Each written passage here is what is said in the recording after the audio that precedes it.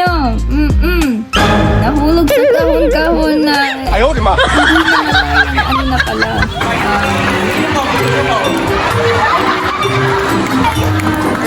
I'm so proud! First time ko mag-exercise. Pampaano daw ng waist, ganon. Hey sunshine! It's another day. Rise and shine! So for today's video, sakay nga sa trip ni Shine! It's another week and we'll be doing some challenge here. I'll be doing some maibang klaseng storytelling to. Of course, our videos is more of telling a real life situation, our personal journey, lifestyle, ano ba. And of course, especially kung ano yung ginagawa ng Lord. And now, while doing my thing, I'll be talking about my past experience this week. And I will be doing some voiceover. Sige, mag-voiceover na muna tayo ba? Kasi nga, I just took some vids kung ano yung mga highlights natin for this week. Kasi nga, it's so random week. Yun yung inaisip ko eh, napaka-random ng week. Pero, I see the purpose of that day and it gives motivation, it gives a message for me personally. Kasi, naging experience ko nga siya eh, diba? So, the purpose or yung reason, nakikita ko siya. Eh, minsan ganun sa buhay natin eh. Kaya pala nangyari yon. It's because it leads you to something, a better version, or it will speak something to you. Basta, ganun. Yun yung parang na-receive ko this week. So, before anything else, last Sunday, nag-evangelism kami. And guess what? Nag-rampa kami sa palay. So, kahon-kahon, ganun. And, yung ate niya, nahulog sa kahon-kahon na. Ayaw, di ma. Hindi na ano na pala. Tawag niya, wala na palang lupa. Oh my God! Ganun. So, ayun, nag-visit kami sa mga old members na hindi na nag-church, gano'n. And we are blessed to bless another soul. Nung Monday, ito yung story namin nung Monday. Me and my mom went to the city. And wala akong alam kung mag-video ba ako or hindi. Pero, during the time na kumain kami sa Chinese restaurant, meron kang isang batang lumapit. Humingi siya ng pera. Si mami, tinanong siya if okay lang ba kung 5 piso, ganun. Pero, na-realize din naman ni mami na wala ka namang mabibili ngayon na pagkain at the cost of 5 pesos, ganun. So, binigay niya 10 pesos, at least, di ba, may makain na siya tinapay, ganun. And then, moments later, they were still there sa restaurant. Tapos, they are getting the leftovers. So, na-observe ni mami at the same time nakita ko din naman. Then, si mami, siya yung nagsabi sa bata na yon, yung nanghihit sa kanya, tapos may kasama siya isa pang bata. Tinawag niya, tsaka para pakainin na lang. Nung kumakain na sila, kinikilala sila namin. Yung isa, wala na po mother, no father. Tapos yung isa naman, yung nanay at saka yung tatay, nasa bahay lang. So sila, yung mga magkakapatid sila, they go to the city to find food.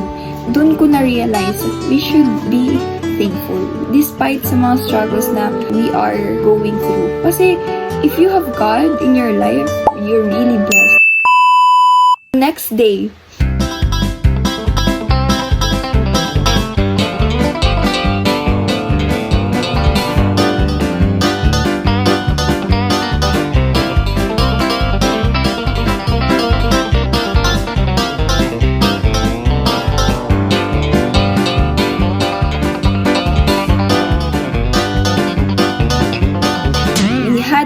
a music clinic with the young people and we've spent time with them, and I am happy kasi I've got to know some of them sa life nila, nagtala sila kung ano yung pinagdadaanan nila, ganon. So it's very random day, pero I get to see the purpose na, every day there will be a lot of situation na ma-experience mo. The next day, till Thursday, meron kaming event sa school.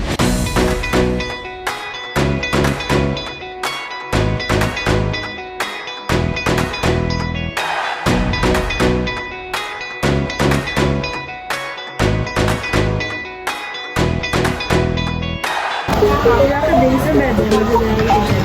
weeks long. Ang 2 weeks na ano man naman. I-try man naman sulit-sulit. Let's pray. Thank you, Lord, sa inyong mga blessings, sa inyong provision sa amin, Lord, sa inyong Lord na pagkaon. May this give us nutrition sa amin, Lord, that will help us for the whole day, Lord. In Jesus' name we pray. Amen.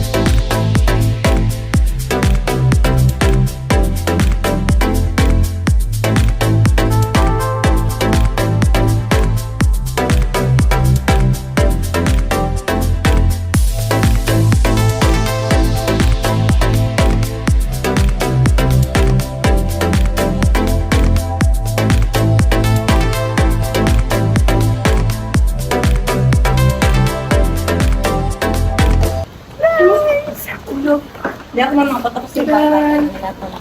Buhay, estudyante. Ka-event lang sa school. Mara tawag ko sa asawa ko. Ano? Asawa mo? Ay, ba't yan to you? Ay, nang balik ko tatay. Ako magkabata ka mo?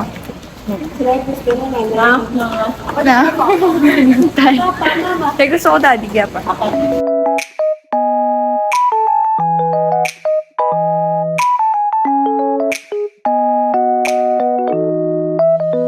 Pagka Thursday, hindi na ako nakapag sa hapon kasi ang init na talaga. Hindi na siya kaya ng aking self-esteem.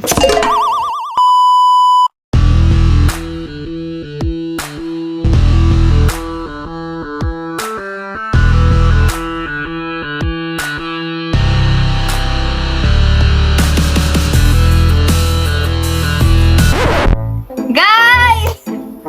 I'm so proud! First time ko mag-exercise, pampaano daw ng waist, ganon.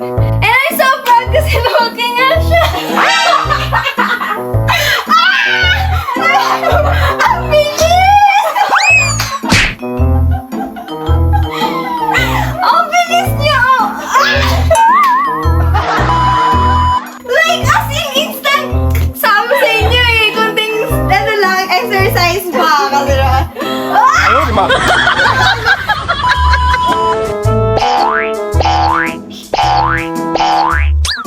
Ay, saan kaya tumitingin? Saan ka tumitingin? Kasi dito, I don't me. Ah!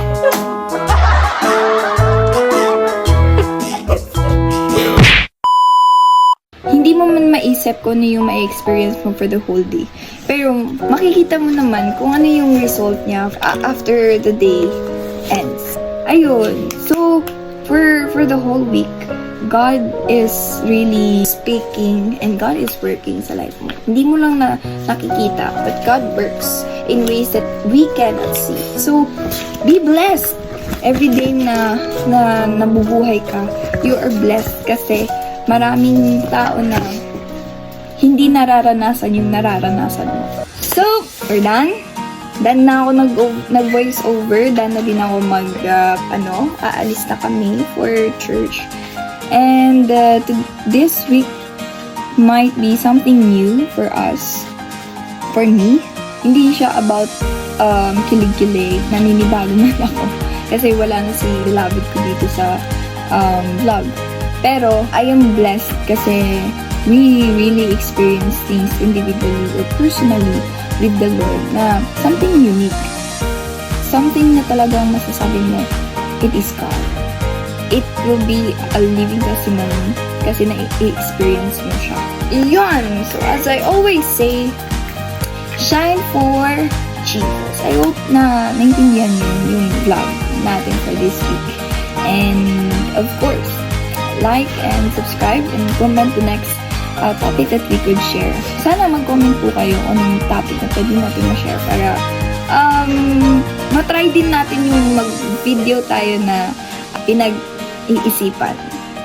Yung plan videos. Pero, of course, the purpose of our videos is always with what God is revealing to us and what God is letting us experience. So I hope as I experience the goodness of God, may you as well receive the blessing that God wants you to receive. God bless you, everyone. Bye! For me, God has done great things for me. As I always say, Shine for Jesus.